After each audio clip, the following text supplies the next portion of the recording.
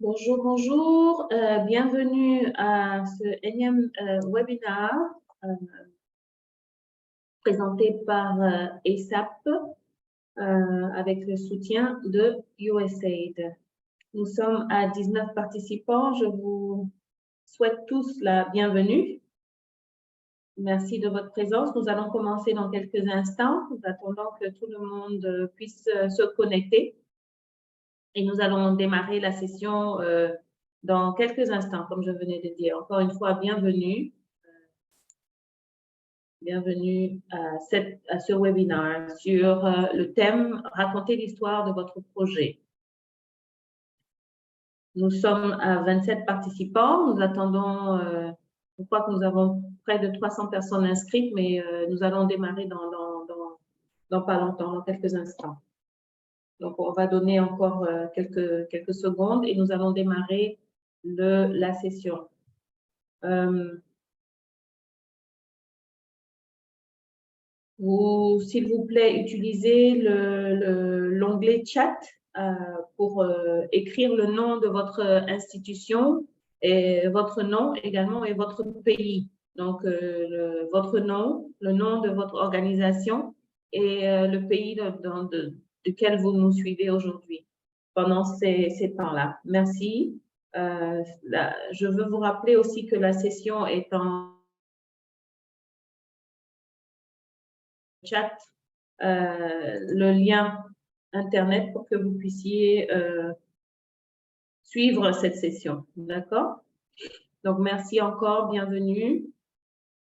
Et juste vous rappeler d'écrire, s'il vous plaît, utilisez le chat pour votre nom, du pays duquel vous nous suivez.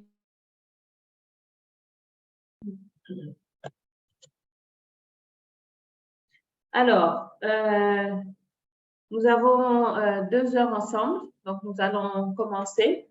Aujourd'hui, notre thème, c'est raconter l'histoire de votre projet. Alors, on va commencer. Melissa, can you go on the next slide, please? Donc, encore une fois, bienvenue à tous et à toutes. Je respecte le genre.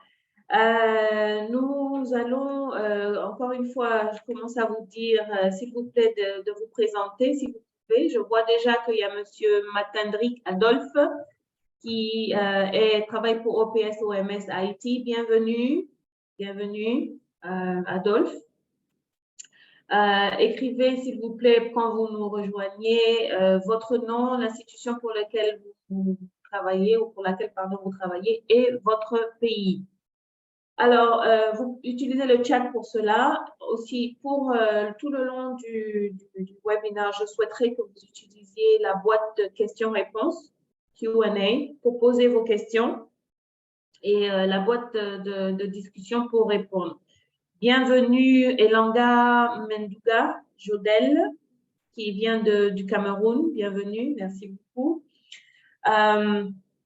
Nous allons également préparer un petit sondage pour ce séminaire, pour ce webinaire qui va être posté sur vos écrans. Ceux qui nous suivent par téléphone, je vais lire les questions. On vous donnera une ou 2 minutes pour y répondre. Et, ça sera au cours du webinaire.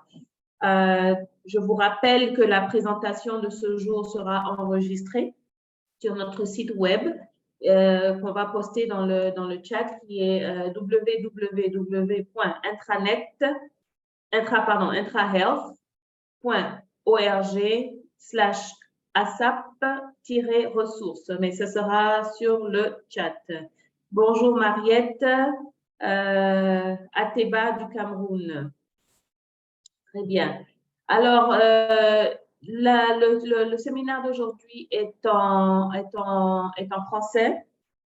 Il y a d'autres webinaires de ce genre qui ont eu lieu en anglais. Ils sont sur le site de ESAP que vous pourrez suivre. Bienvenue Edmond Kalunga, merci beaucoup. Je suis enchantée de vous voir. Monsieur Kwadio Gabriel, également bienvenue. Monsieur Ouedraogo Aruna de SOS Sahel, bienvenue. Monsieur Francis Ndaye, de la Fondation Femmes Plus du Congo. J'étais au Congo il y a quelques semaines. Bienvenue. Madame Ndouboumi Marie-Michel de ASD Fondation.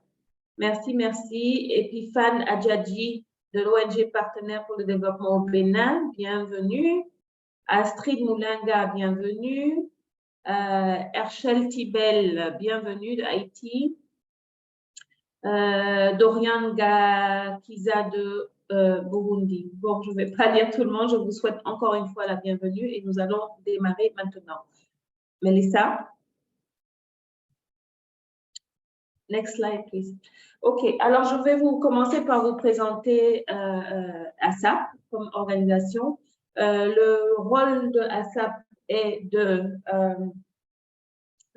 notre objectif est de renforcer les partenaires locaux avec lesquels nous travaillons pour leur transition lors du financement, pour pouvoir répondre au financement du PEPFAR, selon les règles et les régulations du bailleur, de USAID, d'accord, plus précisément, et de préparer ces partenaires locaux à gérer, à mettre en œuvre et à évaluer directement les programmes du PEPFAR. Et en maintenant une qualité. Donc, ça, c'est les objectifs stratégiques de ASAP. Next slide. Alors, les résultats clés de ASAP, nous avons eu deux phases, ASAP 1 et ASAP 2. Donc, les résultats clés, c'est que nous avons soutenu jusqu'à présent près de 126 organisations à travers 18 pays en Afrique. Ce qui correspond à peu près 113 organisations locales. Et de ces organisations, nous avons également 13 partenaires qui sont des partenaires gouvernementaux. Donc, bienvenue encore une fois à tous ceux qui nous rejoignent. Et donc, nous allons continuer la présentation. Melissa? Alors, les pays dans lesquels ASAP est présent sont, comme je disais tout à l'heure, au nombre de 18. Donc, ils sont listés là, l'Angola, le Cameroun, la Côte d'Ivoire, la RDC, l'Eswatini, Éthiopie, le Lesotho, Malawi, Namibia, le Nigeria, le Sud-Soudan, Ouganda et Zimbabwe. Nous avons aussi des pays que nous avons ajoutés, tels le Kenya, Mozambique, l'Afrique du Sud, la Tanzanie et la Zambie. Mélissa? Alors, nous avons des webinaires que nous proposons, d'accord? Notre approche est d'apporter, comme je disais, le soutien à travers le renforcement des capacités des organisations.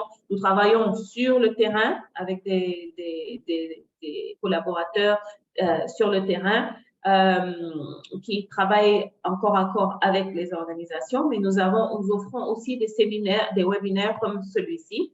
Jusqu'à présent, nous avons diffusé à peu près 91 séminaires à plus de 20 000 participants à travers 76 pays. Alors, vous pouvez retrouver tous ces webinaires avec plusieurs thèmes, de la finance aux ressources humaines à la communication, sur notre site internet qui s'affiche dans le chat, www.intrahealth.org/asap-ressources. Merci. Melissa?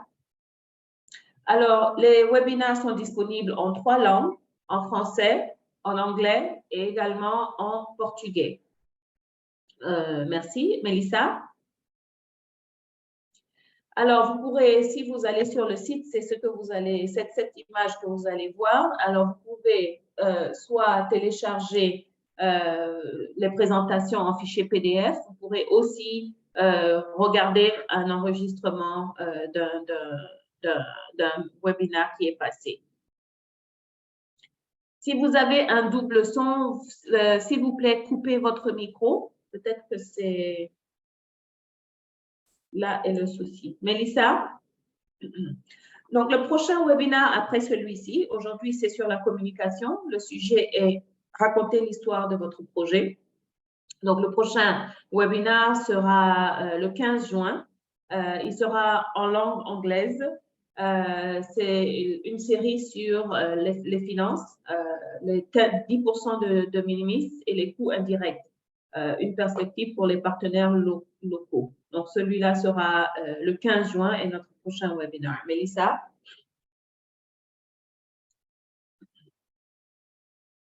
Très bien. Alors, je me présente. D'habitude, nous sommes deux à faire cette présentation. Je suis avec mes collègues Suzanne Menlik du siège, Mélissa Montes aussi du siège qui me soutiennent pour cette présentation. Et moi-même, je suis Jacqueline Drezen. Je suis Communication Capacity Advisor pour le compte de ASAP 2. Je soutiens 3 pays, pour l'instant 3 pays francophones, la Côte d'Ivoire, le Cameroun et la RDC. Mélissa? Alors, notre agenda de ce jour, bienvenue à ceux qui nous prennent en marche. L'agenda pour ce jour, après cette brève introduction de ASAP, est pourquoi est-ce que la communication est importante? Nous allons voir cela. Nous allons identifier nos audiences. On parle de communication. Là, une des choses importantes, c'est l'audience. On communique avec qui? Ensuite, nous allons parler des histoires à succès. Nous allons faire une petite pratique sur comment retravailler notre contenu, le contenu de ce sur quoi on communique. Ensuite, nous allons parler de consentement et de divulgation. Et nous allons vous proposer des ressources que USAID met à votre disposition pour la communication. Mélissa? Alors, nous allons ici nous arrêter quelques minutes, enfin une minute, pour vous proposer un survey qui va apparaître sur votre screen. Alors, la première question, je livre les questions pour ceux qui ne sont pas avec un ordinateur. La première question, c'est est-ce que la fonction de communication est votre rôle principal? Voilà, vous qui suivez ce webinaire, est-ce que la fonction de communication est votre rôle principal, oui ou non? Donc, c'est très rapide. La deuxième question est combien de personnes avez-vous dans votre équipe de communication au sein de votre organisation? Combien de personnes sont dans l'équipe de communication? La troisième question, est-ce que vous avez les ressources nécessaires dont vous avez besoin pour communiquer vos résultats, les résultats de votre projet de façon effective? Est-ce que vous avez les ressources nécessaires? Donc, on va vous laisser une petite minute pour répondre à ce survey et nous allons partager après les réponses. Très bien. Donc, je reprends les questions rapidement. Je vais vous donner une minute pour répondre à ce survey. La première question, est-ce que la fonction de communication est votre rôle principal? Ensuite, combien de personnes avez-vous dans votre équipe de communication? Vous avez le choix entre 0 et 1, 1 et 2, 2 à 4 ou plus de 4 personnes. Ensuite, vous avez la question numéro 3. Est-ce que vous avez les ressources nécessaires dont vous avez besoin pour communiquer les résultats de votre projet de façon effective? C'est oui ou non. On va vous laisser quelques secondes et je souhaite encore la bienvenue à ceux qui nous prennent en marche. Veuillez utiliser le chat pour inscrire votre nom et votre organisation. Donc, je vais maintenant lire les résultats de notre survey. Donc, pour la première question, est-ce que la fonction de communication est votre rôle principal? 30% disent oui, 70% disent non. J'espère qu'on a parmi nous des directeurs de projet parce que ça, c'est très important aussi. Numéro 2, la réponse pour combien de personnes avez-vous dans votre équipe de communication? 35% ont répondu 0 à 1, 31 personnes, 1 à 2 personnes, et puis 8 personnes ont de 2 à 4, et j'ai 27% qui ont plus de 4 personnes. Vraiment, je félicite ceux qui ont plus de 4 personnes ou qui ont 2 à 4 personnes. La troisième réponse, est-ce que vous avez les ressources nécessaires? C'est 50-50, donc 52% disent oui et 48% disent non. Donc, nous allons voir au long de ce webinaire quelles sont les choses dont on a besoin pour avoir une communication effective. Merci, Melissa. Thank you, Melissa. Merci, j'ai des directeurs de programme. Merci beaucoup. Je suis très contente que vous soyez là. Ça va me faire l'opportunité de faire un plaidoyer à votre endroit. Très bien. Maintenant, pourquoi est-ce que la communication est importante? Alors, pourquoi est-ce que la communication… Melissa, back, please. Pourquoi est-ce que la communication est importante? La communication est importante parce que en communiquant, nous partageons des informations, n'est-ce pas? Nous partageons nos informations, nous partageons nos expériences, nous exprimons nos besoins, d'accord? Et pour le compte de nos organisations, nous partageons les résultats de nos projets. Et la communication est externe et aussi interne. En interne, le bénéfice, c'est que nous favorisons un climat de transparence, nous améliorons la confiance et le travail. Nous prenons des bonnes décisions si nous avons des bonnes informations, d'accord, si nous communiquons bien. Et tout ça est bénéfique pour l'organisation. Next slide. Le circuit de l'information dans une organisation, tout se passe au niveau de votre équipe projet. D'accord? Bonjour, Monsieur Quadio Jules. Merci de nous prendre en cours. Donc, je disais que l'équipe projet a toutes les informations. L'équipe projet est celle qui met en œuvre votre projet, n'est-ce pas? Donc, vous êtes sur le terrain, vous savez ce qui se passe. Donc, le circuit de l'information commence d'après l'équipe. On va ensuite faire des rapports pour le compte de nos bailleurs, on va produire des photos, on va faire des présentations, on va produire des vidéos, on va écrire des histoires à succès. La prochaine étape est de partager, n'est-ce pas, cette information. Donc, ça, c'est le circuit de l'information en général. Ça vient du ground, ça vient de notre équipe projet. Ensuite, nous le mettons dans un format, des rapports, des photos, présentations, vidéos, histoires à succès. Et ensuite, nous partageons cette information en externe ou en interne, donc à nos bailleurs, à la communauté, à nos bénéficiaires, aux parties prenantes. Next slide. Donc, quand on est dans une organisation, c'est très important de penser à la communication depuis le début, d'accord? La communication doit être prise en compte depuis le début, quand vous commencez à répondre aux appels d'offres. La communication doit être impliquée. C'est très, très, très, très important que la communication soit impliquée depuis le début, d'accord? Parce qu'à travers la communication, on peut faire un plaidoyer pour aider, on peut aider les équipes à mieux écrire, à mieux présenter nos stratégies, nos projets. On peut aider les bailleurs, on peut aider les bénéficiaires à mieux comprendre la valeur ce que nous apportons à la communauté. Next slide. Donc, parlant de communauté, parlant de communication, on communique à qui est notre public? La plupart du temps, ces questions sont… on pense que c'est évident. On pense que c'est évident, mais ce n'est pas aussi évident que ça. Parce qu'il faut très bien cibler le public. Ça, c'est une étape importante dans la communication. Qu'est-ce qu'on communique? À qui on communique? Comment on communique? Voilà le secret d'une bonne communication pour une organisation. Alors, next slide. Quels sont les différents types d'audience que nous avons? Alors, nous avons…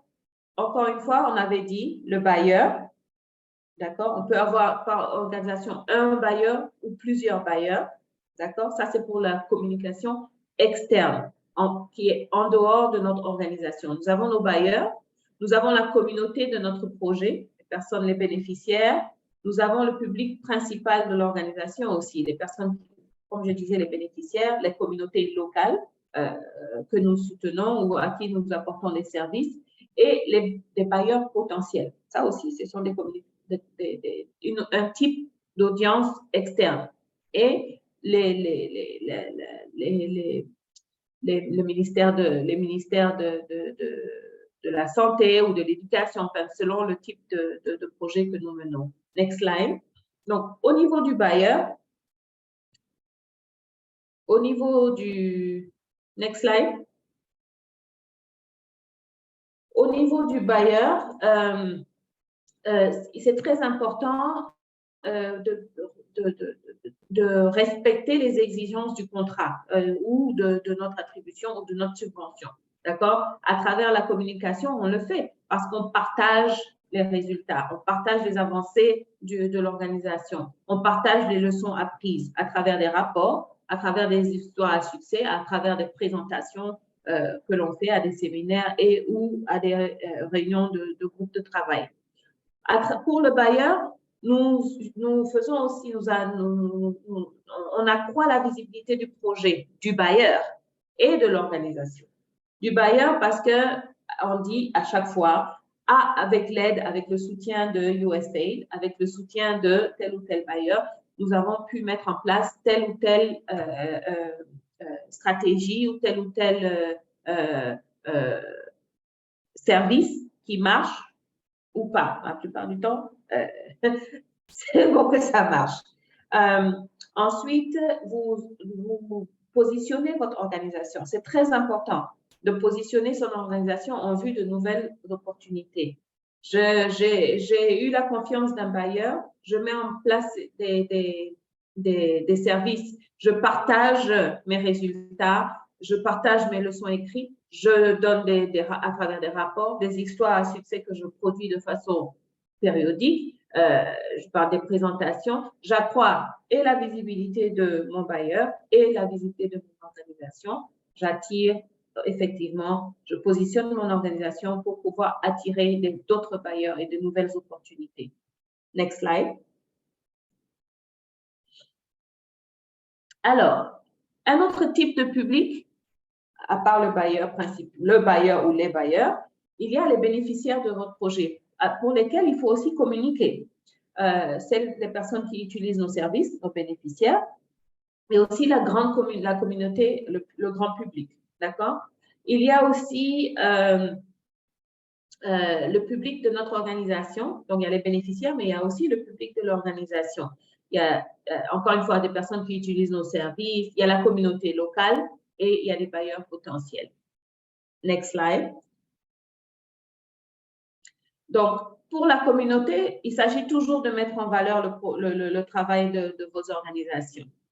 Alors, il faut améliorer la visibilité de votre organisation et des services que vous offrez pour la communauté. D'accord? On fait je donne un exemple. Vous allez organiser une journée santé où vous ciblez, par exemple, les maladies chroniques, la tension, des choses de la sorte, le diabète. Donc, tout cela accroît la visibilité de votre organisation. Vous allez mettre en place peut-être une campagne publicitaire pour dire « Ah, venez à tel endroit pour recevoir ces services-là ». Vous aidez à améliorer la visibilité de votre organisation et des services que vous offrez. Vous allez aussi, pour la communauté, faire le plaidoyer sur des questions importantes pour votre organisation. Il y a des nœuds, il y a des problèmes dans une communauté en particulier. Peut-être qu'il n'y a pas l'accès à l'eau ou bien que l'eau n'est pas potable. Ça peut vous aider, la communication peut vous aider à faire le plaidoyer auprès des autorités, pour résoudre ce problème dans la communauté. Vous marquez des points, vous positionnez votre organisation dans votre communauté. Vous pouvez utiliser également la communication pour susciter de la bienveillance à l'égard de votre organisation et attirer des nouvelles opportunités de financement. Donc, la communication est très importante. Next slide. Alors, il y a ça, on parlait jusqu'à présent, on a parlé de communication externe, d'accord? On a dit à travers les bailleurs, on a parlé de la communauté, on a parlé des bénéficiaires. Tout ça, ce sont des audiences pour lesquelles il faut bien façonner un message à l'endroit de ce type de public. Il y a un autre type de public qui est très important aussi pour votre organisation, c'est le public interne, d'accord? C'est votre équipe projet. Ce sont les membres du personnel de votre organisation. Ce sont les membres de vos conseils d'administration ou bien si vous avez une équipe de conseillers. Next slide.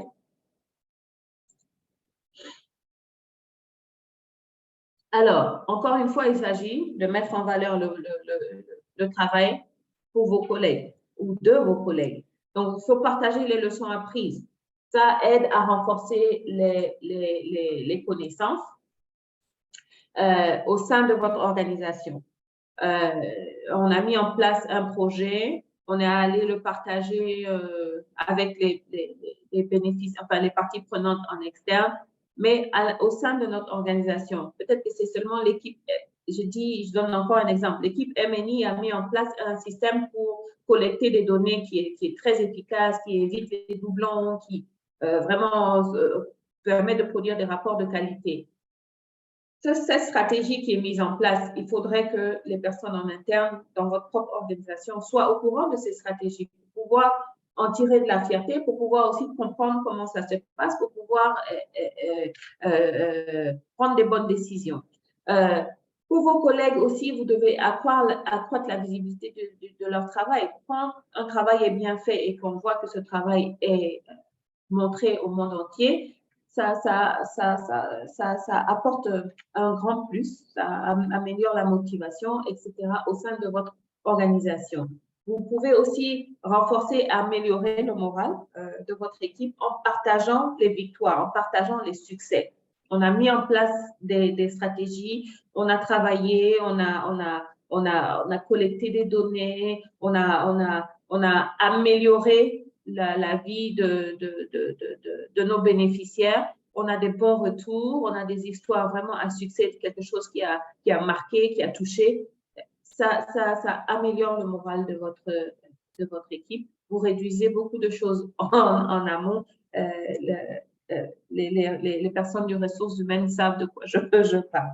Merci. Next slide, Elisa. Alors, il est très important, que ce soit le public en interne ou en externe, de bien étudier son public. La clé de la communication, c'est l'écoute. Ça, c'est la première chose dans la communication, c'est d'écouter. Donc, notre audience, parce que le message que vous allez définir va dépendre du type d'audience que vous avez. Donc, il faut étudier pour cela son public, c'est très important. Donc, il faut savoir où est-ce que ce public communique, d'accord? Est-ce qu'ils utilisent les réseaux sociaux? Quelle plateforme ils utilisent sur les réseaux sociaux? Combien de fois ils communiquent sur les réseaux sociaux? Est-ce qu'ils ont un site Internet? Est-ce que ce site est actif? Est-ce que vous voyez qu'ils postent des informations souvent? Est-ce que vous voyez qu'ils lisent souvent ce truc? Est-ce qu'ils ont des bulletins en interne? Est-ce qu'ils sont plus branchés à la presse nationale, à la presse locale? Donc, il faut vraiment étudier le public. C'est très, très important de savoir quelle plateforme ils utilisent le plus. Sur quelle plateforme vous les voyez plus connectés. Parce que si, par exemple, vous voulez partager une histoire à succès, vous le mettez dans un bulletin d'information, alors que les gens n'aiment pas lire des grands textes et qui sont tous, par exemple, sur Twitter, vous avez loupé une opportunité. Vous allez utiliser une plateforme alors que votre audience est plus sur une autre plateforme. Donc, c'est très important d'étudier où votre audience publique communique. Sur quelle plateforme ils sont. Next slide, please. Alors, il est important de savoir comment est-ce que votre public, toujours en étudiant le public, comment est-ce qu'il communique, d'accord? Est-ce que il peut y avoir en fait différentes formes. Hein? Est-ce que c'est les rapports vous voyez, qui sont les plus lus? Évidemment, pour le bailleur, le rapport est le moyen par excellence de communiquer. Mais ça peut ne pas être le moyen par excellence de communiquer d'une communauté dans laquelle vous travaillez. Ils n'ont peut-être pas accès à ces rapports. Est-ce que ce sont des articles? Est-ce que ce sont sur des blog posts? Est-ce que les photos, c'est quelque chose qu'ils regardent plus souvent? Est-ce que ce sont par des vidéos? Est-ce que c'est des témoignages qui sont plus poignants, qui les touchent plus? D'accord? Et quel est le style, leurs différents styles de communication? Est-ce que c'est formel? Est-ce que c'est décontracté? Selon le type d'audience, évidemment, si vous allez faire un rapport ou une présentation ou écrire un article pour le ministère de la Santé, ce ne va pas être le ton, le ton ne va pas être décontracté, le ton va être formel. D'accord? Si vous partagez un témoignage qui vient d'un bénéficiaire, par exemple, qui est analphabète ou qui n'arrive pas à s'exprimer correctement, là, le ton va être un peu plus décontracté, mais à travers votre écrit, vous allez changer le ton pour pouvoir raconter l'histoire. Ce qui est important, c'est de faire passer le message. Il faut écouter, comme je vous dis, il faut être à l'écoute, il faut observer, il faut, avant de communiquer, avant de commencer à communiquer, il faut que vous compreniez ces interactions-là. Next slide.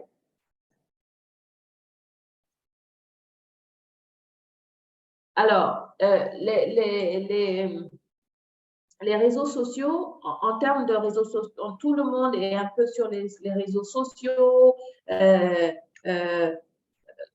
Comment, il y a beaucoup de personnes sur les réseaux sociaux. Comment on fait pour savoir toutes ces personnes qui sont sur le réseau, qu'est-ce qui est efficace et pas efficace? Donc, ce n'est pas en termes de nombre, d'accord? C'est pas le nombre qui compte, c'est la qualité, d'accord? C'est la qualité de ce que vous allez produire sur ces réseaux sociaux-là. C'est plus important de comprendre, identifier votre public et de connecter avec ce public, de couvrir, plutôt que de regarder le nombre de likes et le nombre de followers que vous avez. C'est vrai que c'est un indicateur. C'est vrai que c'est un indicateur. C'est vrai qu'il y a des outils comme sur Google qui vous permettent de voir combien de personnes se sont connectées, etc. Mais il faut que vous puissiez éduquer et comprendre les mesures qui comptent. C'est pas le nombre de personnes qui ont vu les posts qui vont compter. C'est ce que vous avez posté. Quel est le résultat? Est-ce que ça a amené un changement? Est-ce que ça a pu aider à prendre une décision? Est-ce que ça vous a attiré des personnes? C'est ça qui est plus important. C'est comment est-ce que, quelle est la plateforme où vous êtes le plus votre public, d'accord, est plus ouvert avec vous, d'accord? Next slide. Alors, nous allons entrer maintenant dans, après avoir revu en termes d'identifier le public, je fais un petit récap rapidement. On a un public externe, on a un public interne. En externe, ce sont les bailleurs potentiels, les communautés que nous servons, les bénéficiaires. En interne, ce sont nos collègues, ce sont les personnes du projet, ce sont les membres de notre conseil d'administration. Donc, il faut étudier chaque type de public et savoir comment ils communiquent, où ils communiquent pour pouvoir façonner notre message pour ces personnes-là. Alors, quels sont les 7 moyens essentiels, les 7 moyens pour raconter l'histoire de notre projet? Mélissa? Alors, pour USAID, ce qui est important, comme je vous disais, il y a les rapports aux bailleurs. D'accord? Il y a les rapports aux bailleurs, c'est le moyen le plus direct de communiquer avec USAID parce qu'il y a des rapports qui sont contractuels, on ne peut pas sortir, c'est contractuel, les rapports sont trimestriels, semi-annuels, annuels. Et il y a des rapports sur le suivi évaluation, il y a des rapports programmatiques et ça, c'est essentiel. Il y a le deuxième moyen, c'est à travers les histoires à succès. Donc, les histoires à succès permettent de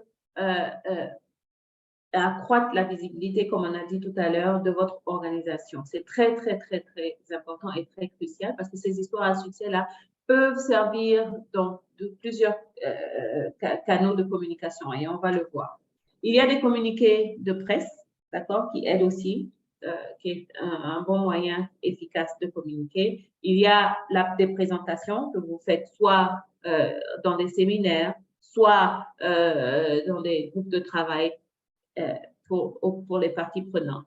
Il y a des bulletins d'information. Certaines organisations ont des bulletins d'information périodiques, trimestriels, semi-annuels, pour parler d'un projet spécifique ou d'un aspect du projet. D'accord? Ça dépend. Certaines organisations ont plusieurs projets qui vont à la fois. Donc, ce bulletin d'information-là peut être un moyen de parler de ces activités. L'autre moyen, c'est les blog posts qu'on écrit sur les sites web de l'organisation. Et il y a également les réseaux sociaux. Et comme je disais, pour les réseaux sociaux, il faut étudier l'audience, votre audience, votre public, pour savoir où est-ce qu'il faut communiquer. D'accord? Est-ce que votre audience est plus branchée? Et puis aussi, ça dépend de votre organisation. Vous pouvez, très rares sont les organisations qui utilisent des réseaux sociaux comme TikTok. D'accord? Mais Twitter ou Facebook ou Instagram. Donc, il faut vraiment étudier votre audience selon votre domaine d'activité et selon votre contexte.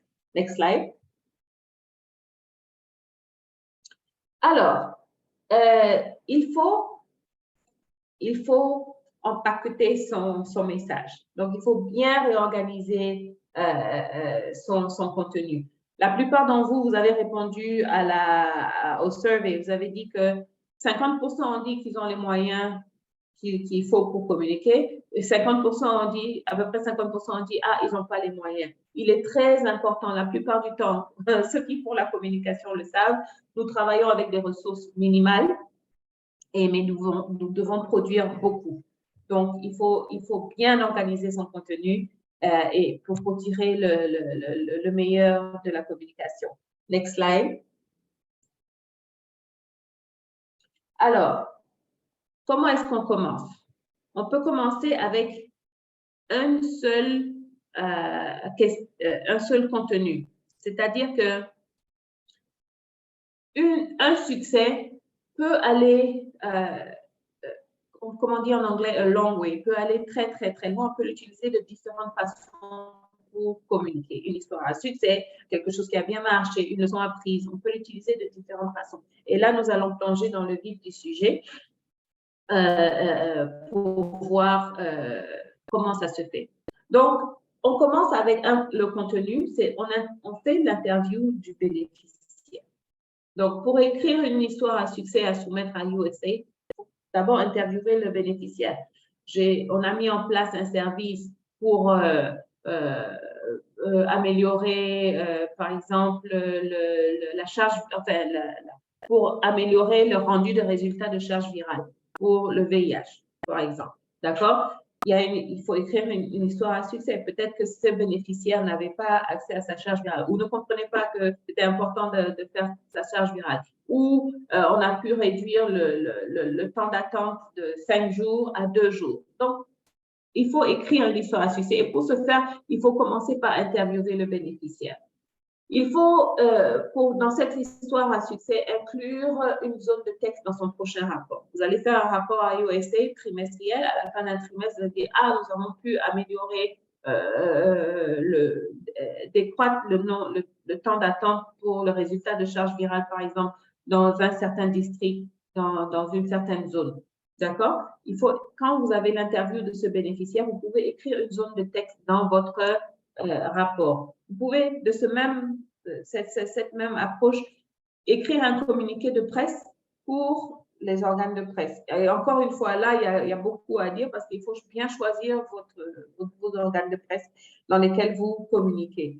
Vous pouvez faire un enregistrement vidéo de cette interview ou audio, d'accord? Et on va parler tout à l'heure du droit à l'image et puis des autorisations. Vous pouvez insérer un extrait de cela dans le rapport et vous pouvez le partager aussi à une prochaine rencontre avec votre bailleur. Vous pouvez prendre des photos lors de l'entretien Évidemment, si vous avez eu une autorisation, n'utilisez jamais les images des personnes sans leur autorisation. Alors, vous pourrez donc prendre des photos, comme je disais, et inclure ça dans vos histoires à succès. Il n'y a rien de tel qu'une photo. On dit que des fois, les photos, on n'a pas besoin de 10 000 mots. Une photo une photo peut résumer une histoire. Vous pouvez écrire ça vous pouvez l'utiliser sur les médias sociaux, etc. Vous pourrez tirer des citations de cette interview que vous faites à un bénéficiaire. Elle a dit quelque chose de profond, elle a dit quelque chose d'important, il ou elle a dit quelque chose de poignant. Vous pourrez utiliser des citations et les partager sur les réseaux sociaux. Vous pouvez ajouter des extraits de vidéos, de photos, d'audio, de citations dans votre bulletin d'information si vous en avez un. Et puis, vous pouvez créer un lien pour votre site web si vous en avez. Donc, c'est ce que je disais, un seul contenu peut aller être utilisé de différentes façons. Next slide.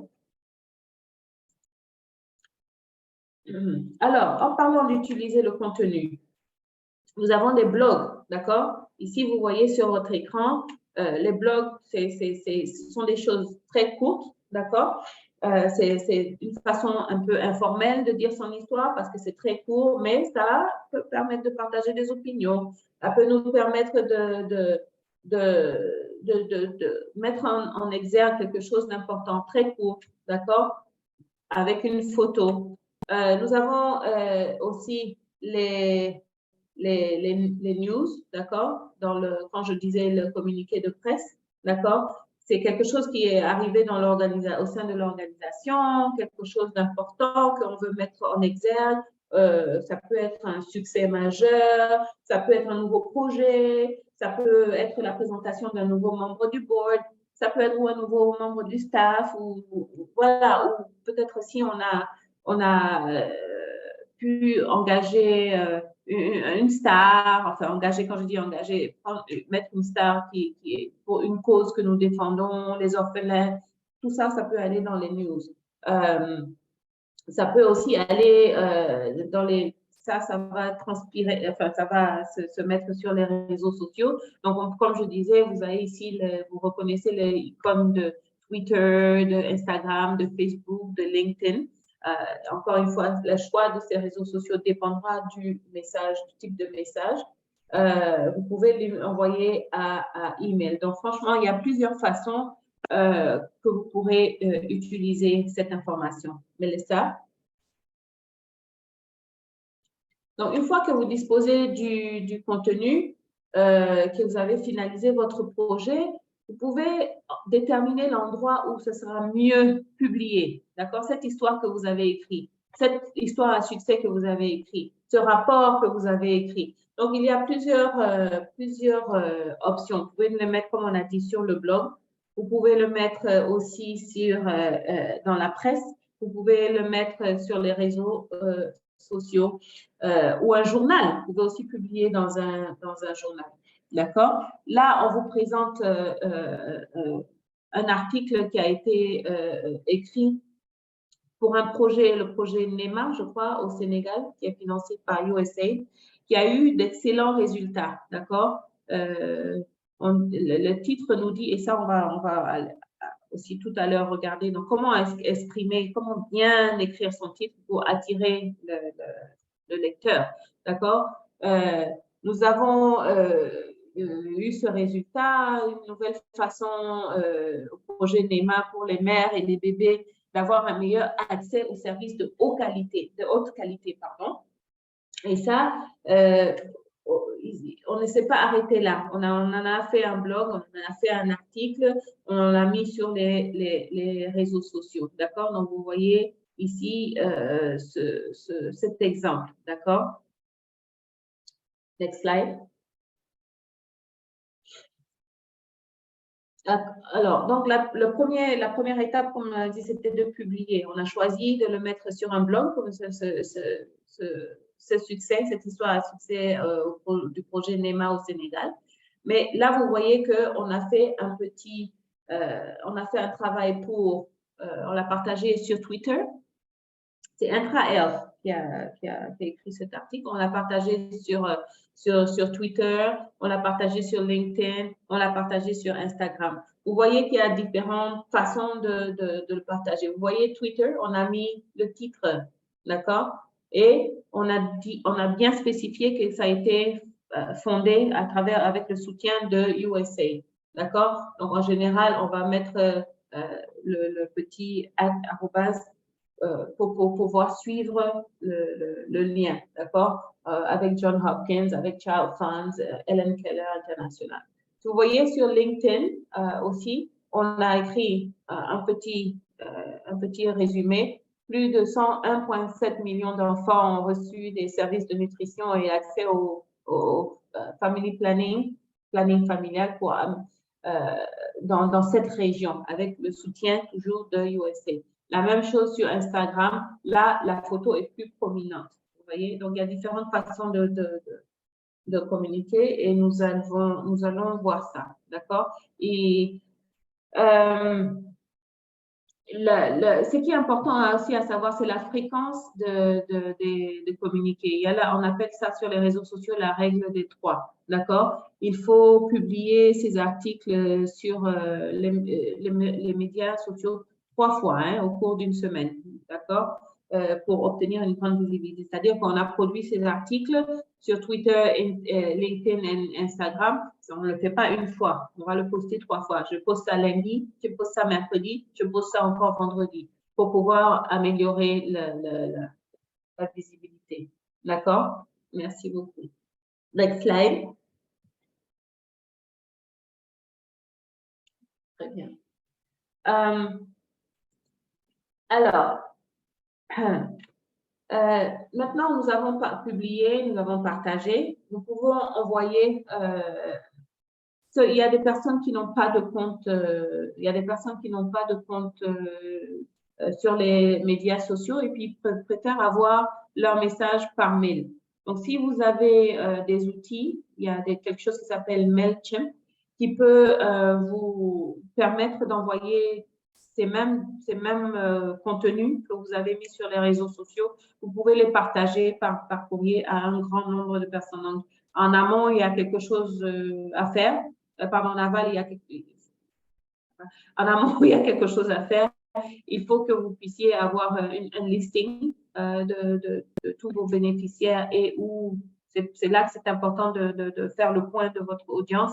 Et puis, vous pouvez utiliser MailChimp, parce que nous utilisons MailChimp, M-A-I-L-C-H-I-M-P, pour envoyer des messages pour ceux qui ne sont pas sur les réseaux sociaux. Ils reçoivent ça dans leur courrier. Ça peut être des vidéos, ça peut être des articles, ça peut être des blog posts, mais ils le reçoivent par mail. Melissa? Next slide.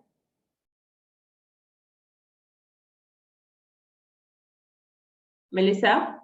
Next slide, please. Next slide. OK. Donc, encore une fois, il est très important de partager, d'accord? Envoyer à nouveau, c'est très important. Et pour les réseaux sociaux, c'est très, très, très important, d'accord? On a envoyé sur les réseaux sociaux, on écrit des histoires à succès, on partage avec le public, on en tire des photos, on le retravaille, ce contenu-là, on le repartage, d'accord? C'est facile d'adapter ces contenus pour plusieurs audiences externes. Donc, vous voyez ici, Intra-Health, la même histoire, on va faire une photo, on va écrire, on va répondre, qu'est-ce qui a été fait, etc. Et suivre, c'est comme un follow-up, comme un petit suivi.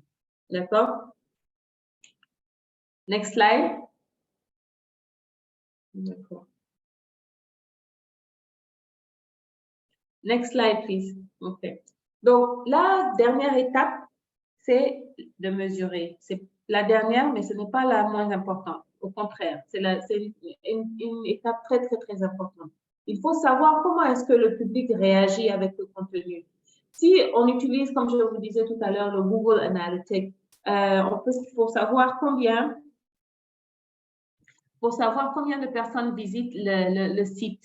Pardon, pour savoir combien de personnes visitent le site web. D'accord? Ou les pages.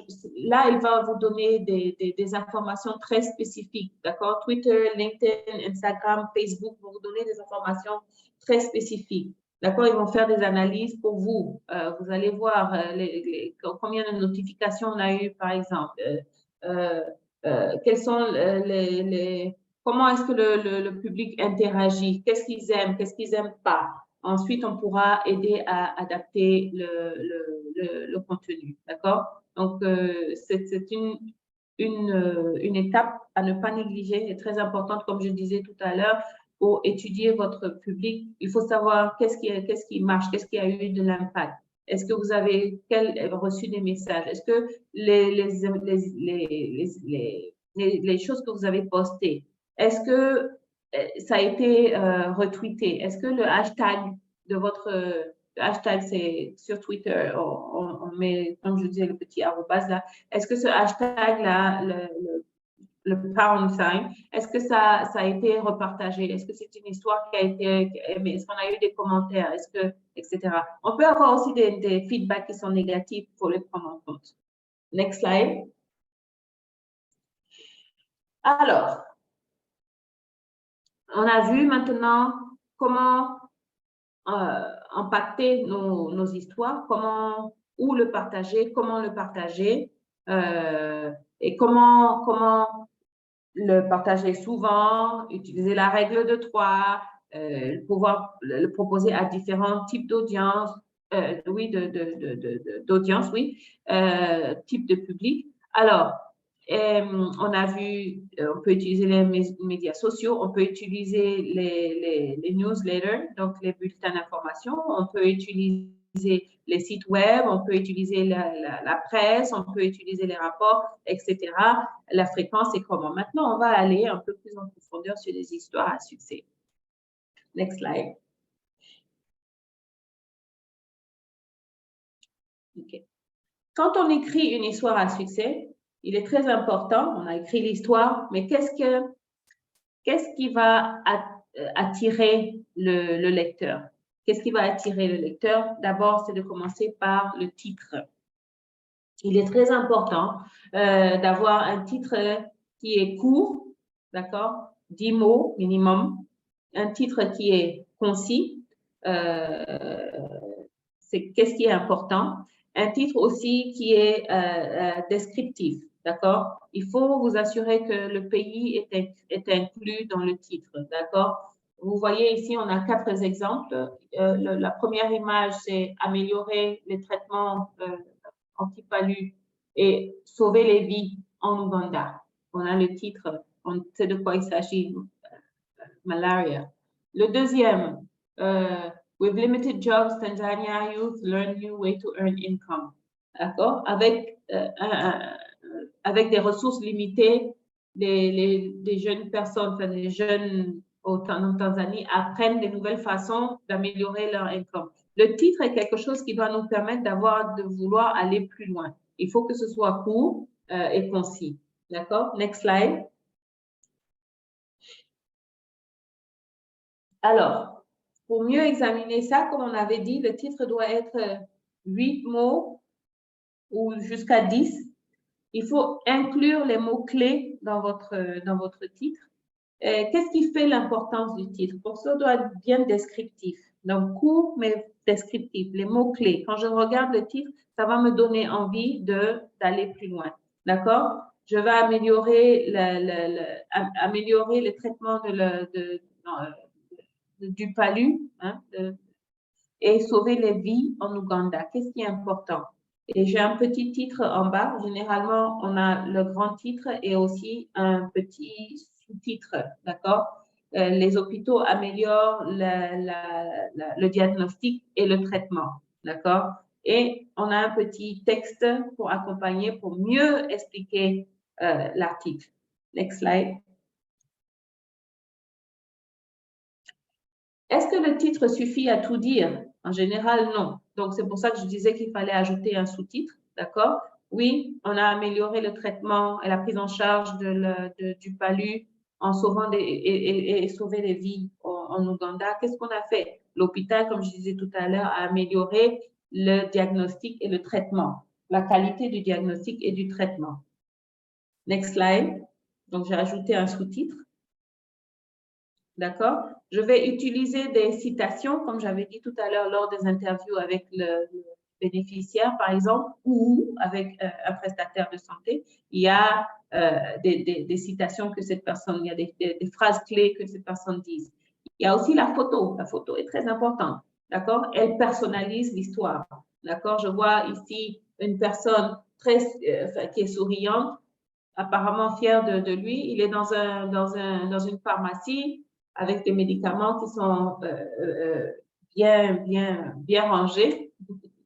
Et donc, là, vous voyez où il y a la flèche, vous voyez qu'il y a une citation, d'accord? Il dit, nous avons des standards pour prendre des bonnes décisions, d'accord? Pour prendre des décisions. Ça nous aide à faire le suivi des médicaments et utiliser sans pardon, traduction, sans avoir de déperdition, voilà, des médicaments, d'accord? Donc, ils ont un système qu'ils mettent en place. Il a fait une petite citation. Donc, encore une fois, on a le titre, d'accord? Moins de 10 mots. On a un sous-titre qui précise, qui donne les mots-clés, et puis une citation et une photo. Next slide. Donc, les composantes clés pour tout article, pour toute histoire à succès. Donc, la photo, comme je vous ai dit, on a fini de parler du titre. Maintenant, la photo. La photo doit être un fichier à haute résolution. Il est très, très important de faire de très, très bonnes photos. Parce que ces photos, c'est vrai que, on va voir tout à l'heure, vous allez donner à votre bénéficiaire l'opportunité de signer pour pouvoir utiliser le droit à l'image. Mais ce droit à l'image, une fois que c'est signé, peut être réutilisé par le bailleur, par exemple. D'accord? Donc, mais il faut pour cela que votre photo soit une photo de très bonne, à haute résolution. Il faut que vous écriviez un petit caption, comme on appelle ça, pour connecter l'histoire, la photo à l'histoire. La photo, quelle est l'histoire que la photo relate? D'accord? Donc, une petite phrase pour expliquer la photo. Qui est dans la photo? Qu'est-ce qui se passe dans la photo? Peut-être la date, peut-être qu'est-ce qui se passe dans la photo? Il faut utiliser des citations. Vous voyez dans l'histoire à succès, il y a des citations qui sont en jaune, toujours avec entre griffes, d'accord? Les citations sont en jaune à travers l'histoire. Et il y a beaucoup de données aussi, d'accord? C'est très important d'utiliser les données. Vous avez ici, on dit que l'agriculture compte pour 33% du gross GDP de Rwanda. Donc, vous avez des chiffres clés aussi, excusez-moi. Donc, il faut cadrer le défi. Il faut décrire le projet dans l'histoire à succès. On va écrire une histoire à succès, par exemple, sur une approche pour les OVC. Il faut que vous décriviez votre projet dans cette histoire à succès. Il faut utiliser, comme je disais, les données de façon stratégique à des moments clés pour bien redéfinir. Et vous devez utiliser le dernier paragraphe, celui qui est en vert, pour vraiment marquer ce que vous voulez que les personnes retiennent. On va lire l'histoire, mais qu'est-ce qui est important? On va se fixer dans le dernier paragraphe pour rappeler, c'est ce que les personnes retiendront. Donc aussi, il y a une technique d'écriture pour les histoires à succès. Il faut utiliser des photos de bonne résolution. Il faut que vous ayez des petits résumés en bas de la photo. Qu'est-ce que la photo décrit? Il faut utiliser des citations. Il faut bien utiliser vos chiffres dans votre article. Et il faut également utiliser le dernier paragraphe pour vraiment démontrer l'importance, voilà, pour rendre... c'est votre punchline, quoi, sur le dernier paragraphe, parce que c'est là où les personnes, c'est ce que les personnes vont retenir. Next slide.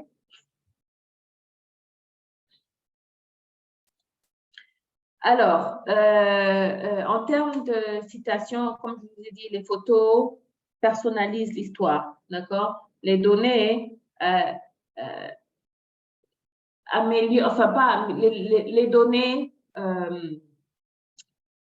rendent l'histoire plus poignante. Donc, la photo personnalise l'histoire parce qu'on peut être relié à l'histoire. Ça touche une corde sensible, une fibre sensible en nous. Et les données vraiment assoient l'histoire. Les données nous donnent vraiment une bonne évaluation de qu'est-ce qui se passe dans l'histoire. On a pu améliorer la santé de 1000 PVV, 1000 OEV. Ce sont des choses qui comptent, qui sont importantes. Next slide. Alors, on a écrit notre histoire, on est en train d'écrire notre histoire, on a choisi notre photo, on a fait nos interviews. Quand on écrit notre histoire, comme je disais tout à l'heure, il y a des techniques d'écriture. Vous devez lire, relire, encore relire. Il faut partager votre histoire avec des personnes dans votre équipe. Ceux qui ont une équipe de communication qui ont plus de 2 ou 3 personnes, c'est très bien. Vous pouvez partager aussi avec les gestionnaires de projet, avec l'équipe suivi évaluation pour pouvoir vous assurer que les chiffres sont corrects, qu'ils parlent, qu'ils racontent la bonne histoire.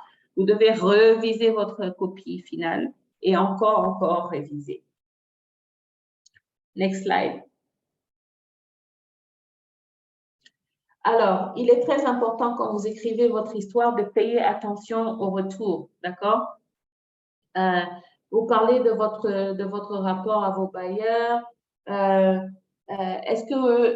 est-ce qu'on va partager les histoires? Est-ce qu'on partage dans le grand ligne? Est-ce qu'ils veulent avoir plus d'informations, plus d'histoires de ce genre, moins d'histoires de ce genre avec votre bailleur d'abord, même aussi avec la communauté, avec les bénéficiaires? Vous allez écouter ce que vous avez comme retour. Les gens vont dire, ah, ben, j'aime bien ce tableau. Ah, OK, donc la prochaine fois, on va mettre plus de données. On va peut-être mettre un tableau plus parlant, d'accord? Est-ce que, ah oui, ça a été votre présentation vraiment excellente. Donc, vous savez que ce que vous avez fait de bien ou pas. Quand on commence à vous dire, ah, l'autre projet sur lequel j'ai travaillé, voilà ce que les gens ont fait, ça veut dire que tout de suite, il y a quelque chose que vous devez améliorer. Ah, nous avons besoin de plus d'informations. Ça, c'est important, c'est intéressant. Donc, il faut écouter, c'est très, très, très important. Next slide. Alors, tout à l'heure, on a parlé de photos, on a parlé de droit à l'image, on a parlé d'interviews, on a parlé de citations.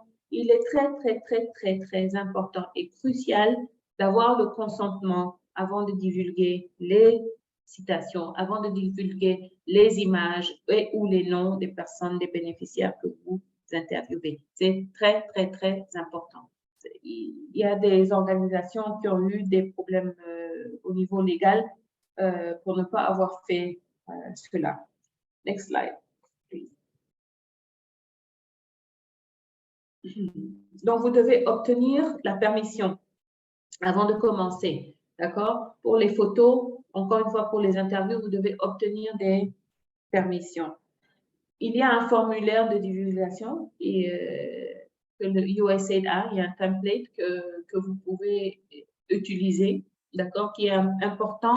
Et si vous avez envoyé un rapport à USAID ou bien une histoire à succès, ils vont vous demander s'il y a une photo d'un bénéficiaire, ils vont vous demander d'avoir le consentement. C'est très important et très délicat quand il s'agit des enfants. En général, quand ce sont des enfants bénéficiaires, on ne met pas leurs photos ou on les floute ou on les met dans le background, ou il faut qu'il y ait un adulte qui signe un consentement. D'accord? Donc, c'est très nécessaire pour tout ce qui est vidéo, photo, audio, etc. Ça protège la personne, ça protège l'organisation, ça protège aussi le gouvernement américain qui ne va pas se risquer à produire quelque chose où ils n'ont pas toutes les garanties. Donc, le le formulaire, chaque fois que vous faites une interview, ce formulaire-là doit accompagner toute interview, toute image, toute citation. D'accord? Le formulaire est en anglais sur le site USA, mais d'autres langues sont disponibles. Next slide. Il faut bien expliquer aux personnes que vous interviewez que cette interview, cette photo pourrait être utilisée dans des rapports, pourrait être sur les réseaux sociaux. Il faut bien expliquer ça et il faut donner la possibilité aux personnes interviewées de dire non. S'ils disent non, vous arrêtez, vous choisissez quelqu'un d'autre qui va vous dire oui.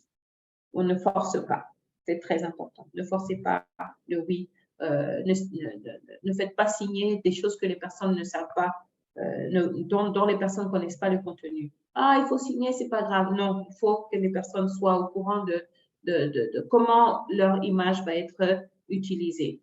Donc, il faut qu'il soit signé en pleine connaissance de cause. Et il faut archiver cela. Quand vous avez la signature, il faut que vous l'archivez. La recommandation, c'est de le garder pour 5 ans, mais si vous pouvez garder pour plus, tant mieux. Next slide, please.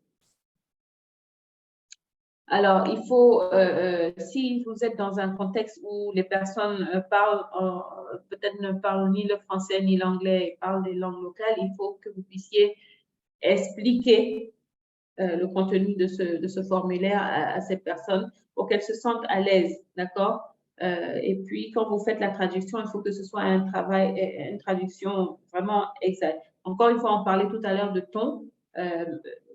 Le ton du message est très important, d'accord? Next slide.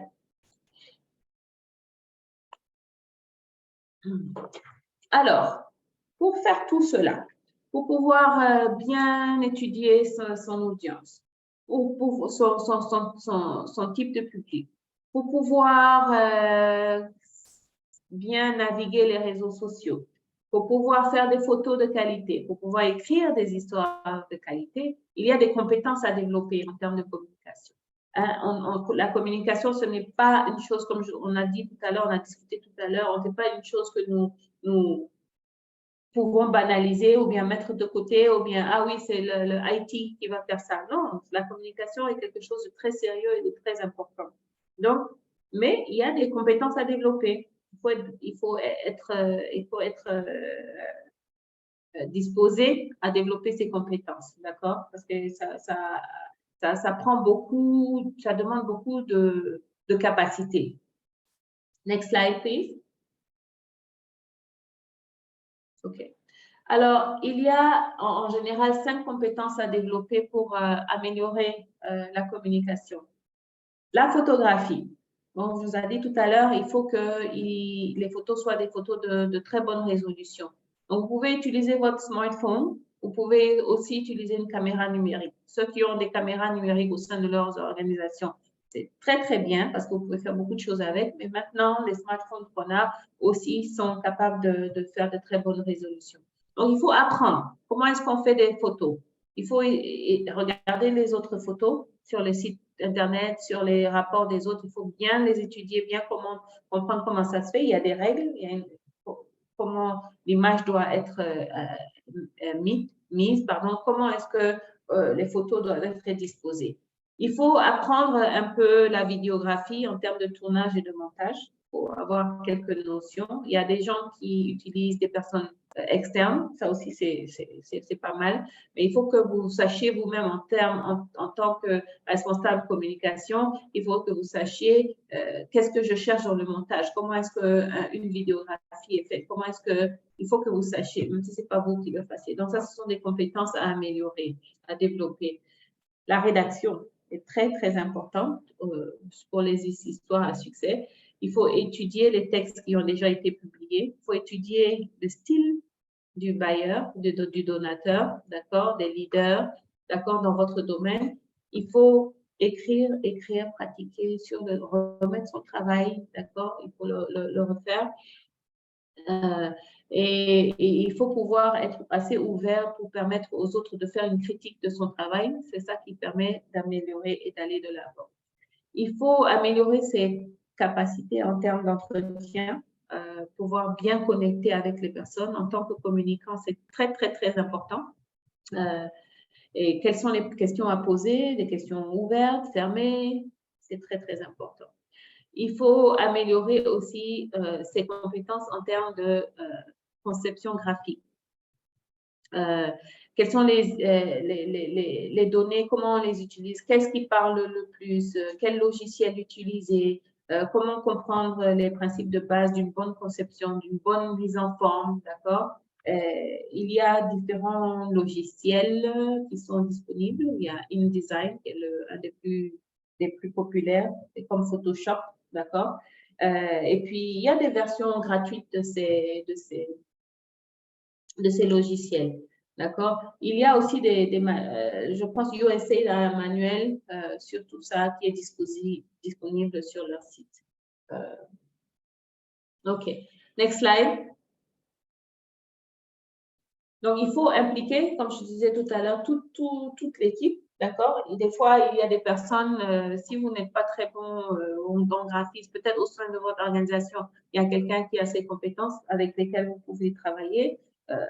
D'autres collègues dans d'autres organisations avec lesquelles vous pouvez travailler, mais au sein de votre organisation, il faut impliquer toute l'équipe, les équipes MNI. Moi, j'aimais bien travailler avec l'équipe MNI parce que c'est une façon d'avoir de très, très, très bonnes données. Donc, les équipes aussi, vous ne pouvez pas être partout à la fois. Il faut peut-être aussi faire une espèce de petite formation de vos équipes techniques, comment prendre des bonnes photos. C'est eux qui vont vous remonter l'information la plupart du temps. L'équipe MNI peut vous aider. Comment est-ce qu'on fait un sondage? Comment est-ce qu'on utilise les données? Ça peut être ça. Donc, les bonnes idées, ça peut venir de partout. Next slide, please. Donc, je vous disais tout tantôt qu'il faut étudier le bailleur, comment est-ce qu'il communique, comment est-ce qu'il aime qu'on partage ses résultats, c'est très important. Ils ont aussi un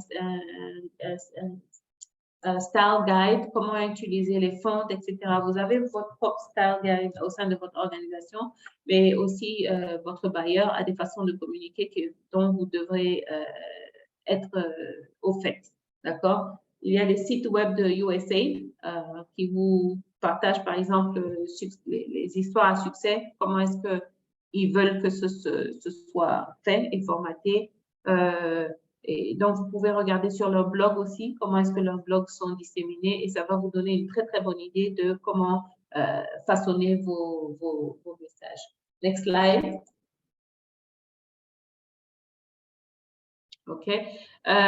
Donc, comment est-ce que USAID partage les résultats? D'accord? Ils utilisent des bulletins d'information, des newsletters, à travers l'Office de VIH, SIDA.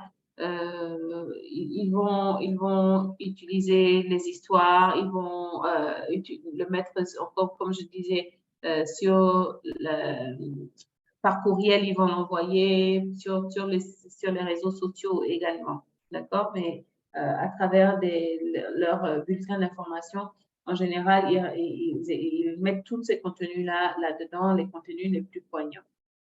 Next slide. Les résultats sont partagés aussi, USAID partage les résultats, comme je disais, à travers les réseaux sociaux. Ils ont un compte Instagram, Facebook, Twitter.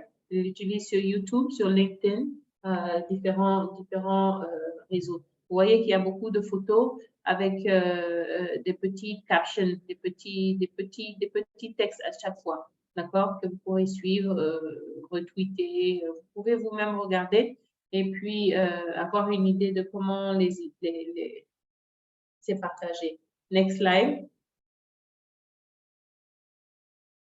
Alors, pour aider votre bailleur, vous pouvez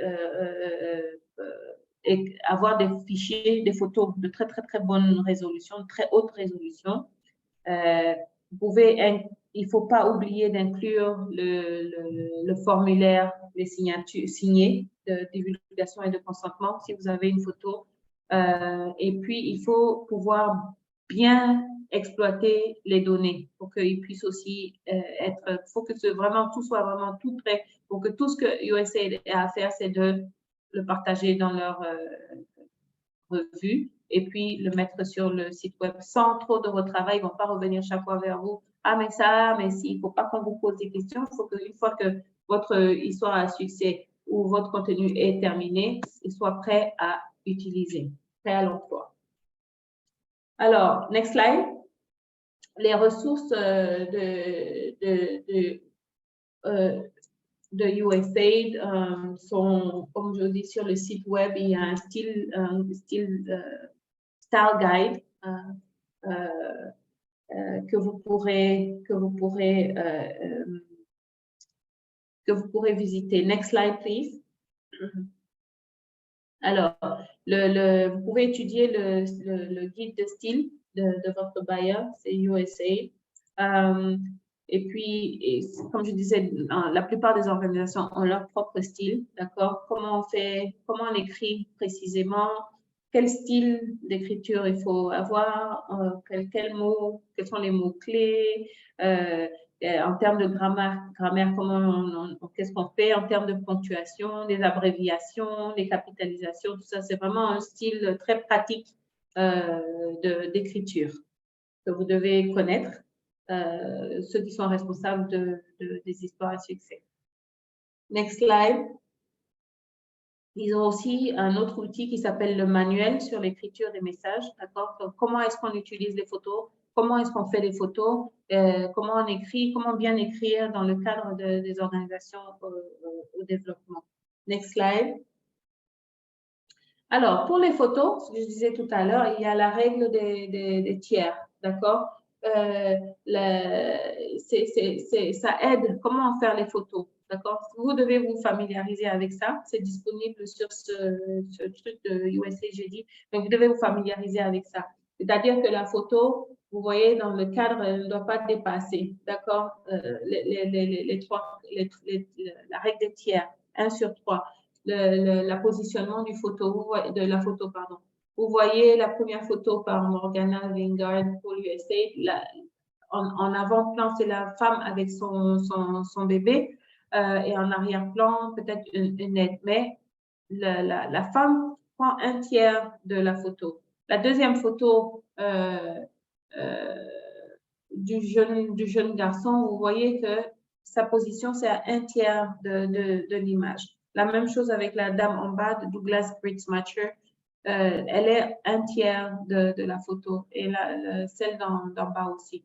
D'accord? Donc, ça peut être de gauche à droite, de droite à gauche, mais il faut que le principal sujet fasse 1/3 de la photo pour qu'on puisse avoir du background aussi.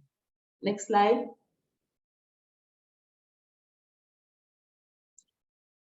Next slide, please. OK.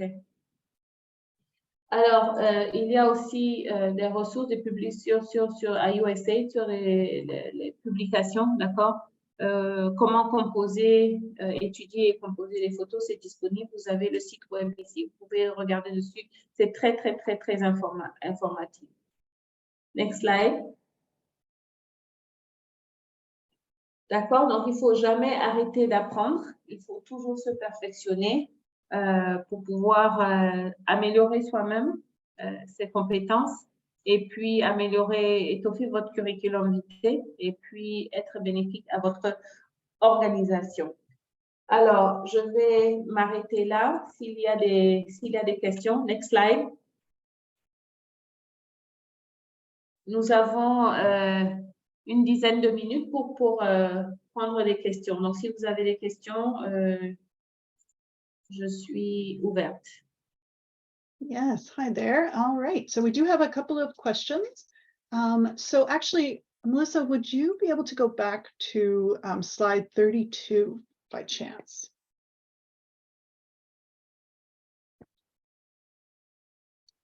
Perfect. So one of the questions, Jackie, was about posting content 3 times a week. So I just want to clarify for everybody, what was meant was the content is posted on 3 different social media platforms. Not every organization needs to have that many platforms. That's not necessary. It's really just whichever ones you're most comfortable with. So if you'd like to translate that, and just letting people know, we don't mean to repeat the same content on the same platform. That's definitely not. And 3 is just recommendation. It's totally up to your organization. Pour la question de Joël Kalala, d'accord, c'est est-ce qu'il faut publier le contenu 3 fois par semaine?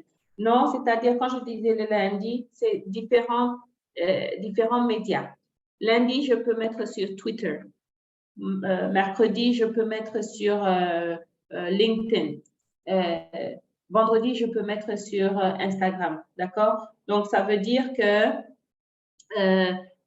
vous utilisez différents médias. C'est une recommandation, ce n'est pas une obligation, d'accord? Encore une fois, ça dépend de votre audience, comme on avait dit, ça dépend de votre public. Vous n'avez pas besoin de le faire forcément. Ça juste que ça améliore la visibilité et puis ça vous maintient sur les réseaux, d'accord? Donc, vous pouvez, puis j'ai pas dit lundi, mercredi, vendredi, faut suivre ça. Ça peut être mardi, ça peut être jeudi, ça dépend de vous, c'est vous qui déterminez. Mais c'est différents médias, réseaux sociaux. Ce n'est pas le même chaque fois. Ça peut être la même histoire, mais posté sur différents réseaux. Merci beaucoup. Perfect. Thank you, Jackie.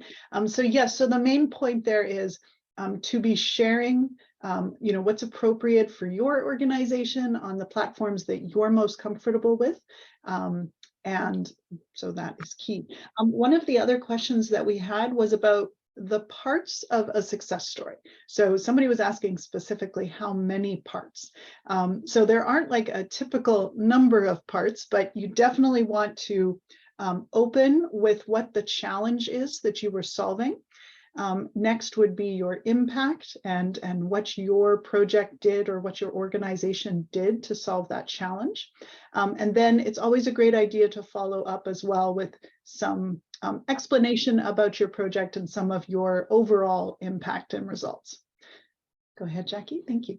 Alors, Monsieur François Ndaye demande une bonne histoire à succès doit contenir combien de parties? Alors, c'est pas comme un document de rédaction en classe où il y a introduction, corps, conclusion, ce n'est pas comme ça. L'histoire à succès, on va dire, comme on avait parlé du titre, c'est très important dans le titre de dire qu'est-ce que vous allez décrire. Ensuite, vous allez décrire, la première partie va dire, vous avez résolu quel problème. D'accord? Votre histoire à succès a aidé, ou bien la leçon apprise, ou bien ce que vous avez mis en place, ça résout quel problème? Ça est dans la première partie. Ensuite, vous devez parler de votre organisation. Vous devez parler de votre organisation. Qu'est-ce que vous faites dans le cadre de ce projet? Qu'est-ce que c'est ce projet? Décrire. Et ensuite, revenir sur comment vous êtes arrivé à résoudre ce problème. D'accord?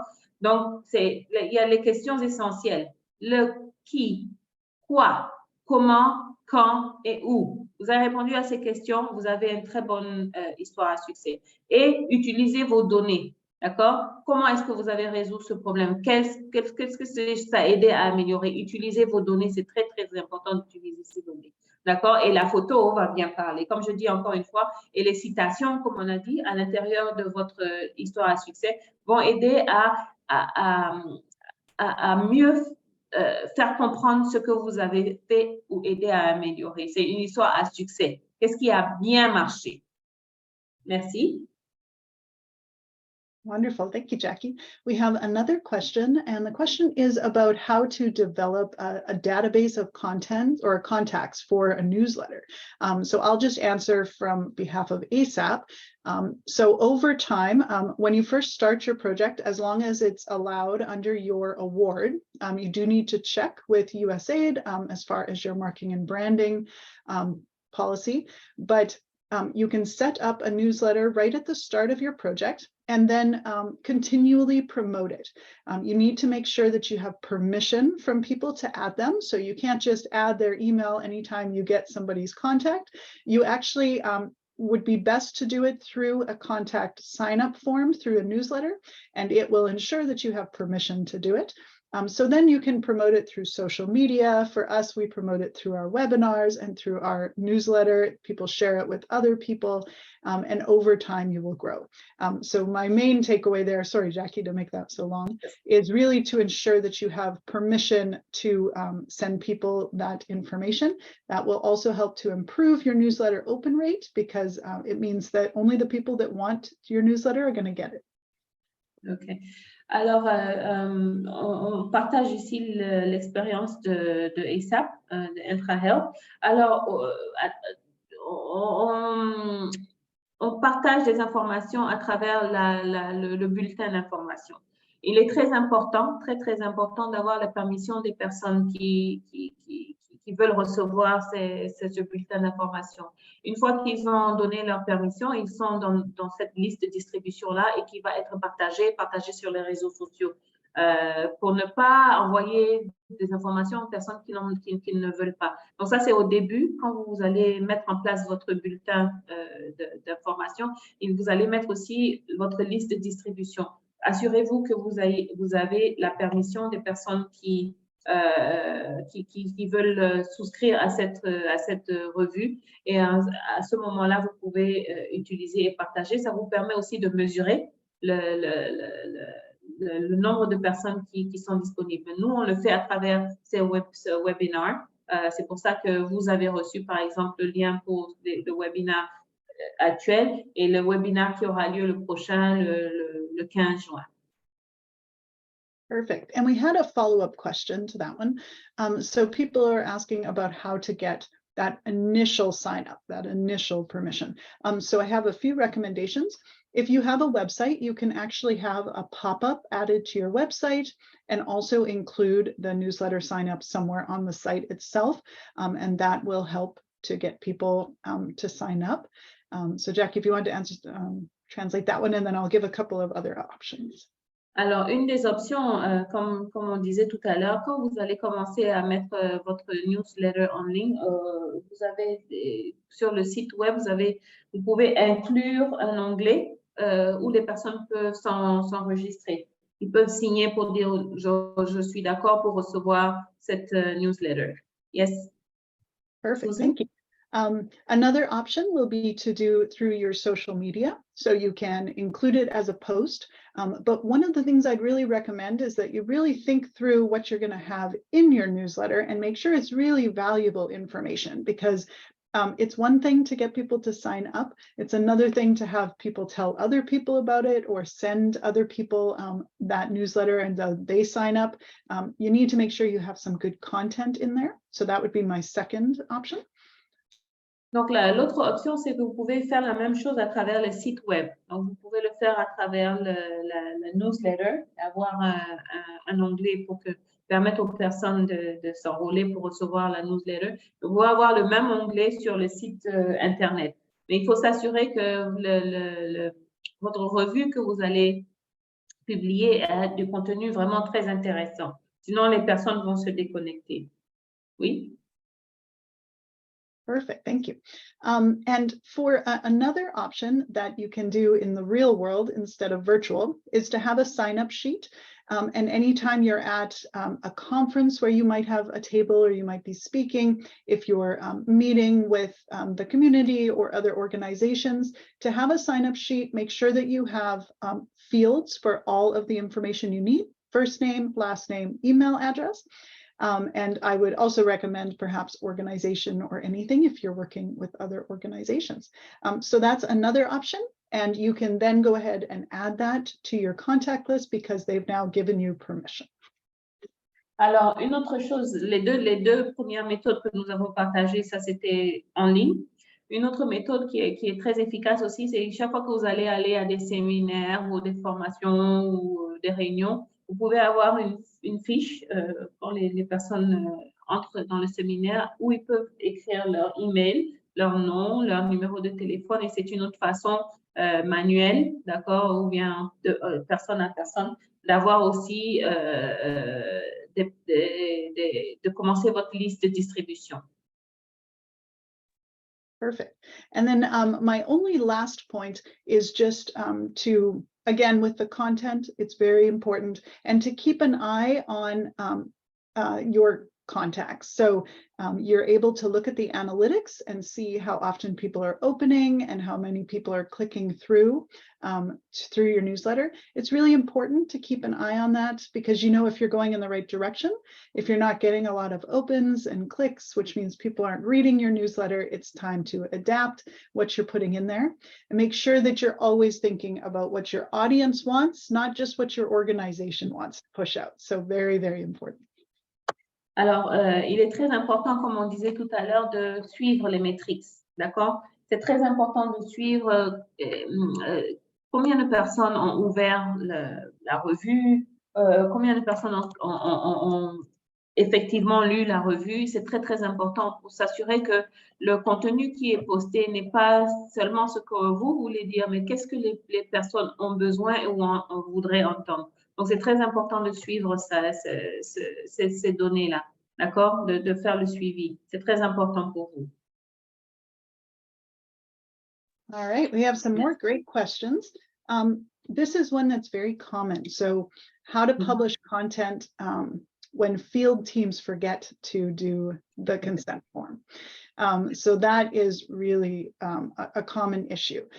So what I would say is that this is up to us as communications professionals in projects to ensure that we are communicating the importance of this to our field teams. So make sure you make it very available, that consent form. Make sure it's translated into the local language so that whoever is filling it out can read it before they sign.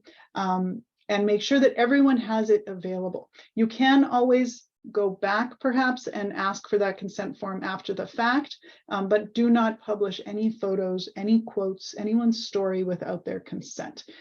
It's just very, very important.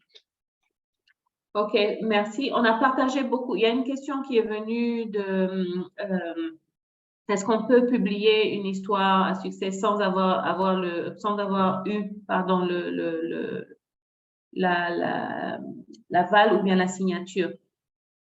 Ne publiez rien sans avoir la signature, le contenu.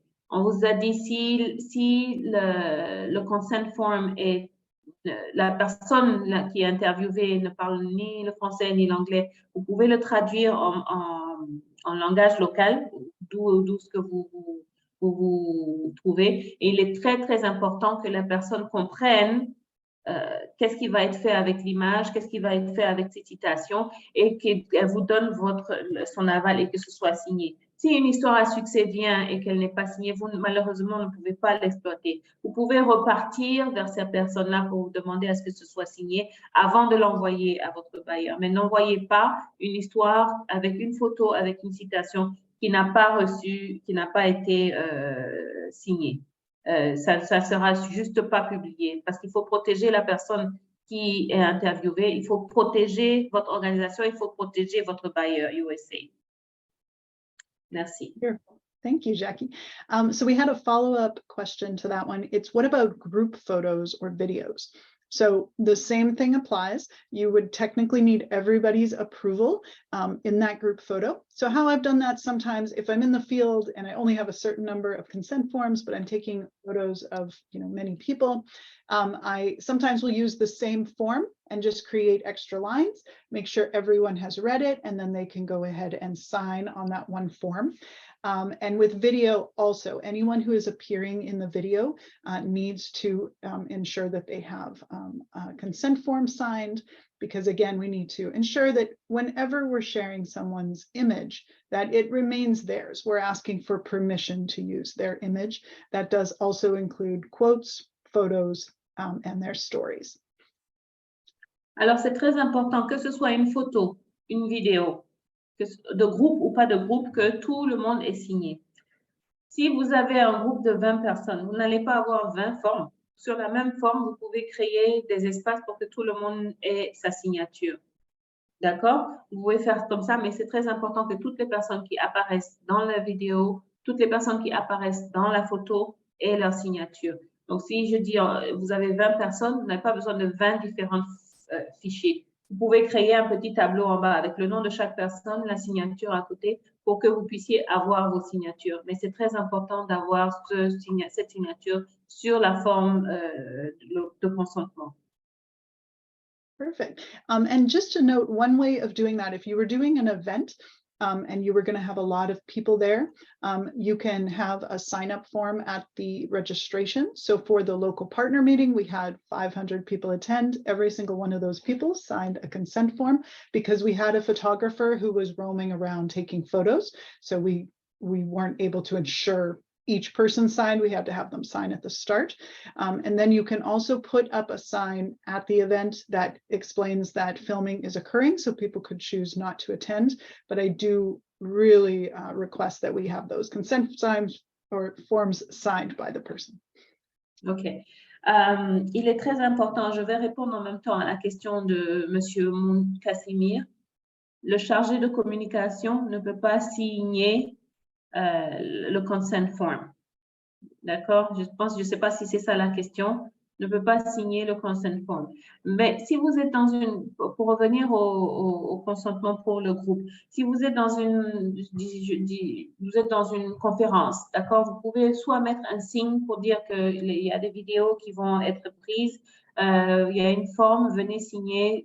Ceux qui ne veulent pas ne signent pas, ils ne seront pas pris en vidéo ni en photo. Vous pouvez mettre une fiche à l'entrée de la salle, par exemple, et dire venez signer pour qu'on puisse le droit à l'image, parce qu'on va faire des photos, on va faire des vidéos. Vous pouvez trouver des astuces pour pouvoir avoir les signatures des personnes avant de publier, mais ne publiez rien de grâce, sans avoir eu ce consentement. C'est très, très, très important. Perfect, thank you. And I know it can be very difficult in certain contexts to try and get this consent. But just as a reminder, you know, we do work in health, we work in development, and part of consent for that information to be out, it's just such an important part of what we do in communications for health projects. So once again, please ensure that you make it as possible. Make sure you have the links for the consent forms. Go ahead and print them out and give them to your field teams before they head out. Make sure every office or clinic has them. It's just very important. D'accord, donc cet élément du consentement est très, très, très important parce que dans notre domaine d'activité, comme je le disais tout à l'heure, on est dans le développement, dans la santé publique, il est très, très, très important d'avoir cette forme. Donc, il faut avoir cette forme qui soit disponible à vos équipes si elles vont sur le terrain. Ça doit être disponible au sein des sites où vous intervenez pour qu'on ait des formes signées. Si ce n'est pas signé, on ne peut pas utiliser ces histoires, on ne pourra pas parler de succès de votre organisation. USAID ne pourra pas publier vos informations. C'est très, très, très important. Merci. Sorry, I couldn't get myself unmuted there. All right, we have another few questions. This one is a great one. Does the success story that you're going to share have to be approved by the funder before you publish? Or can you do it after you've released it? So this will depend a little bit on your individual project's policies and USAID's policies. So in most cases, it would need to be approved by your COR, AOR, or the communications team at USAID before you published it, because when you're receiving USAID funding for a project, it is actually USAID then that is completing that work. So that's important. But again, this is a discussion that you would have with your AOR and COR at the beginning of your project. Everyone works a little bit differently, and they may just like to have a quick look over before you go ahead and publish it on behalf of your organization. So that relationship with your COR and AOR team is so important. And this is the type of information and questions you can bring up to them at the start of your project or any time during your implementation. OK. Donc, en termes de validation pour la publication de vos histoires, tout ce que vous avez fait avec les fonds ou le soutien du bailleur, il faut que ce soit, et c'est très important que vous ayez l'aval, la validation de votre bailleur. les moments où c'est important de discuter ces questions, c'est au début du démarrage du projet, ou bien vous pouvez, au sein de votre équipe, avoir un petit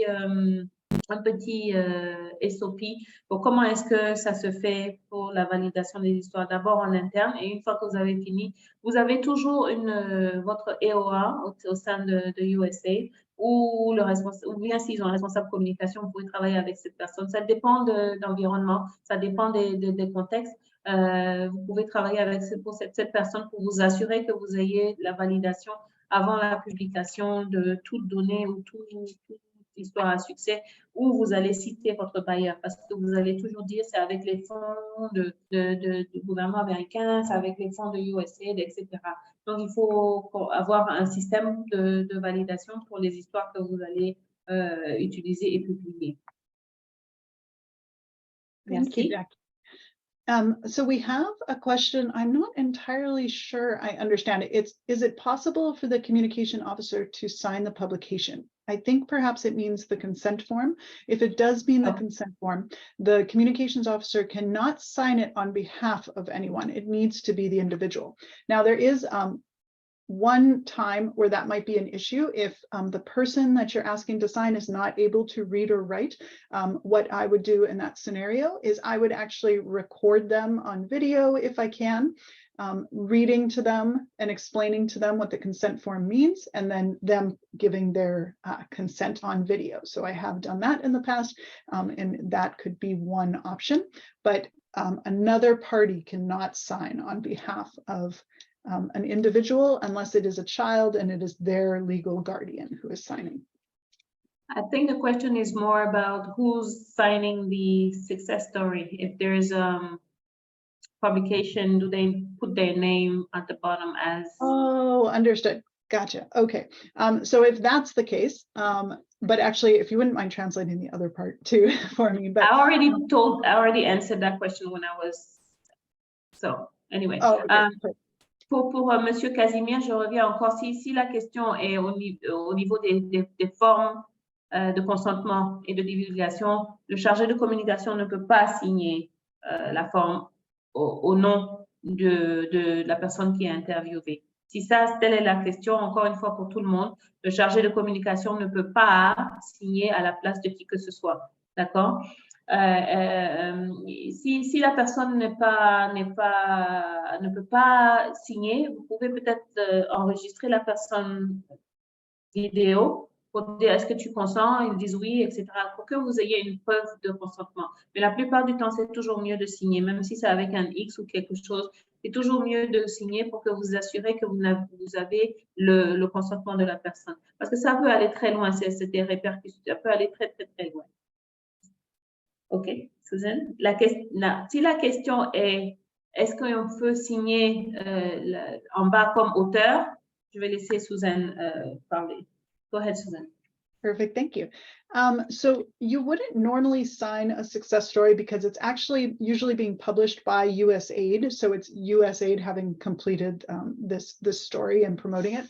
There are a couple of exceptions. So if it's being turned into a blog post or an article, then sometimes you will have your byline on that. And certainly if you took the photo, you could include your name in the caption, although we do usually do it under the project, since that is how that photo came about and how it's funded. So that would be probably the only time, but we usually don't include our names on published materials unless it's a blog post. OK. Donc, si la question de Monsieur Casimir, bah oui. Si la question est, est-ce qu'on peut mettre son nom, enfin, l'auteur de l'histoire peut écrire son nom. En général, c'est non, parce que l'histoire, encore une fois, vous écrivez l'histoire, mais vous avez utilisé les fonds du donateur pour rendre des services ou écrire l'histoire à succès. Donc, en général, on ne met pas le nom des auteurs. Vous pouvez peut-être écrire le nom de la personne qui a écrit la photo, photo de Monsieur Mondon Casimir, mais en général, c'est mieux d'utiliser le projet pour projet XYZ. Voilà, c'est mieux d'utiliser ça de cette façon. Merci beaucoup. Great. And last question that we have here, let me just check the chat to see if there's any others, is when it comes to taking the agreement of people, so the consent form, if you're filming on a site, should we take all of the people filmed or only those whose images will be used?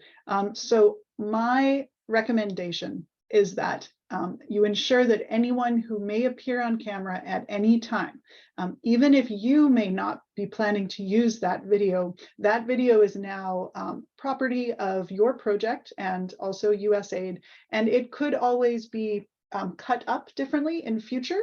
And so it may actually include some of that footage that you might not have fully intended to be published. So I would recommend anytime you are recording or taking photos that anyone who appears anywhere there has their consent. Donc, il est recommandé, encore une fois, pour les photos, pour les vidéos, d'avoir la signature de consentement de toutes les personnes qui apparaissent dans la vidéo. Pourquoi?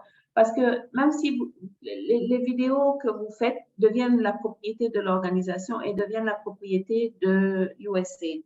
Donc, vous pouvez l'utiliser dans différents, comme on a dit, vous pouvez impacter votre message de différentes façons et vous allez peut-être venir à un moment où vous allez utiliser encore une fois cette vidéo dans un autre contexte ou bien ces photos dans un autre contexte ou bien ces citations dans un autre contexte. Et il peut arriver, c'est des vidéos, on ne sait jamais, ce sont des photos, on ne sait jamais qui est la photo des personnes qui pensent qu'ils n'apparaissent pas.